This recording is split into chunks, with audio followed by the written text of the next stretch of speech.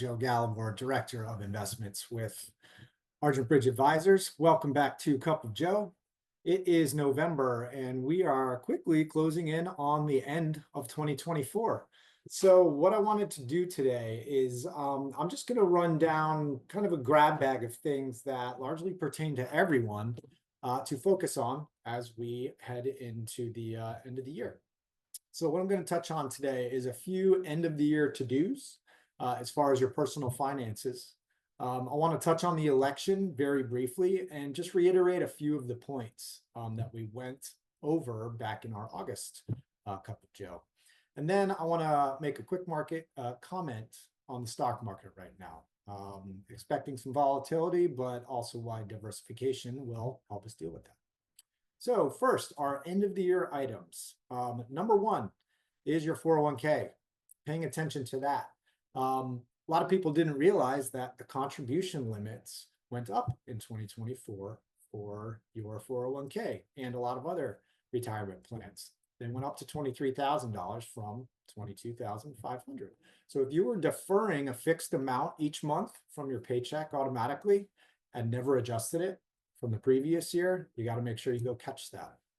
And the limit is going up again next year. So you want to reset your deferral amount again in January. Also, if you are over 50 years old, you're eligible for a catch-up contribution. Now, what this means is that you can contribute an extra $7,500 on top of your normal deferral amount. So if you're not used to making those catch-up contributions, for whatever reason, because you haven't done it in the past, or you didn't reset it, or you didn't bake it into your automatic deferral amount, or maybe you just turned 50 this year, for whatever the case may be, have a look at your cash flow and reach out to your HR contact, or just give your advisor at Argent Bridge a call, and we'll answer all your questions on how to get that done. Number two, if you are participating in a health savings account or a flex spending account, be sure to confirm that your contributions are done. And when you do that, tell your advisor about them. We love to know that you're saving with those vehicles, and we want to make sure that they are a part of your larger financial picture, certainly. The last item for end of the year to-dos is gifting. Whether this is a routine habit for you by now, or maybe you're gifting for the first time, it's important to start the wheels in motion now. Passing money to relatives or contributing to 529 education plans, or maybe just gifting to charities, writing a check or contributing from your IRA if you have an RMD. All that requires a certain amount of coordination. So initiating that before the end of the year rush, that is something that we definitely recommend. So those are three very important items as we come towards the end of the year that you want to pay attention to and make sure to wrap them up and tie a bow on them. Now, by the time that this video comes out, we will have gone through the latest presidential election. And no matter who has won or is yet to be determined as won, expect any reaction from the stock market related to the election, expect that to be short term. As we addressed this back in our August edition of Cup of Joe, in the long term, elections do not determine anything. There is a lot of empirical evidence to support that. What does affect things is policymaking. That affects the stock market more deeply.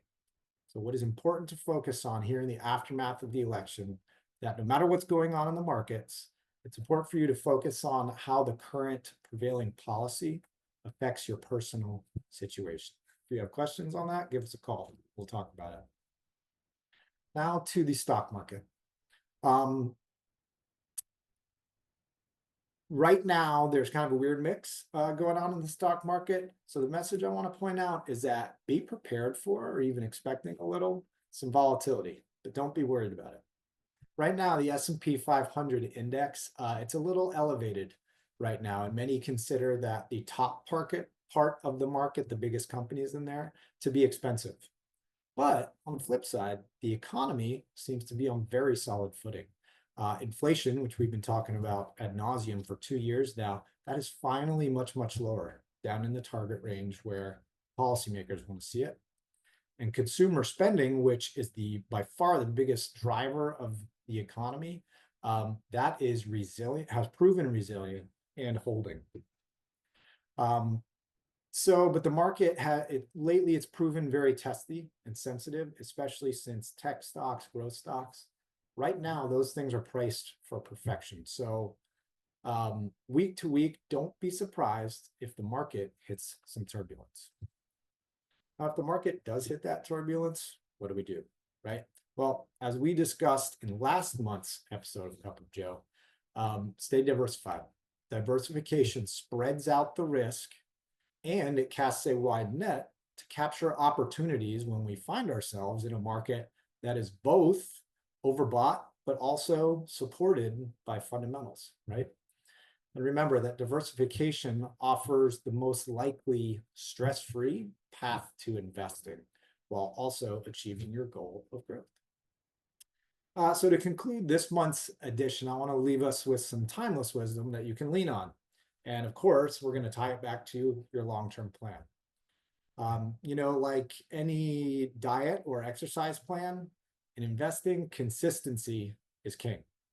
Staying disciplined with your savings, staying disciplined with contributing, frequently rebalancing. You can leave that part up to us. But mostly staying disciplined about being invested. That is how you weather any non-market event and come out on top. Elections, wars, spikes in inflation, even pandemics. A consistent mindset makes a diversified portfolio completely durable to whatever the world is going to throw at it. That's it for this month's Cup of Joe. If you have any questions at all, please feel free to reach out to me or anyone at Argent Bridge. Take care, everyone.